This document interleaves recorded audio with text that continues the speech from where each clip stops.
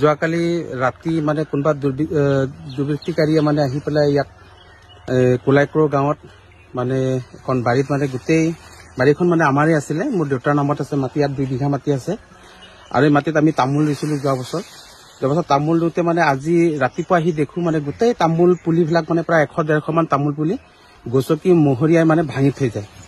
আৰু ভাঙি থৈ যায় মানে কি কবি আৰু আজিকালি চাওকচোন তামোল পুলি পৰ্যন্ত মানে এখেতসকলে ভাঙি সব নষ্ট কৰি থৈ গ'ল।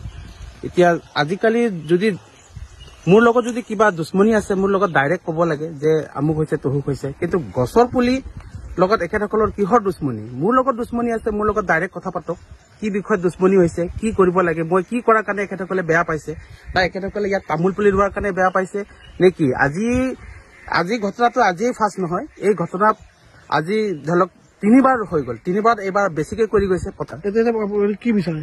মই এতিয়া ৰাইজৰ ওচৰত এটাই বিচাৰো যে ইয়াৰ সঠিক যিজন মানুহে এই অনিষ্টটো বাৰে বাৰে কৰি আছে তাক মোক তাৰ আমাৰ মানে ৰাইজৰ আগত পৰ্দাফাছ হ'ব লাগে। ল'ৰাজন কোনজন মানুহে কৰিছে এইটো মই জানা মতে এজন ল'ৰাই কৰা হোৱা নাই। এইটো নিশ্চয় কোনোবা এজন ইয়াত বেকগ্ৰাউণ্ডত এজন ভাল মানুহ থাকিব, ভাল মানুহৰ উচতনিত এই ল'ৰাবিলাকে কৰি আছে। কিন্তু আজিকালি সভ্য সমাজত যদি তেনেকুৱা উচতনিত যদি সেইবিলাক কাম কৰি থাকে, এইবিলাক ল'ৰা কোন দিশে গতি কৰিছে ৰাইজে নিজে বিচাৰ কৰি চাব পাৰে। মানুহক বেয়া পাইছে মোক ডাইৰেক্ট ক'ব লাগে। বাৰী ঘৰ তামোল পাণ বাৰী নষ্ট কৰা এইবিলাকতো কেনেকুৱা ধৰণৰ দুশ্মনী হ'ব পাৰে ৰাইজে এবাৰ বিচাৰ কৰি চাব যে বিষয়টো কেনেকুৱা কোন দিশলৈ গৈ আছে আজিকালি শিক্ষিত সমাজে।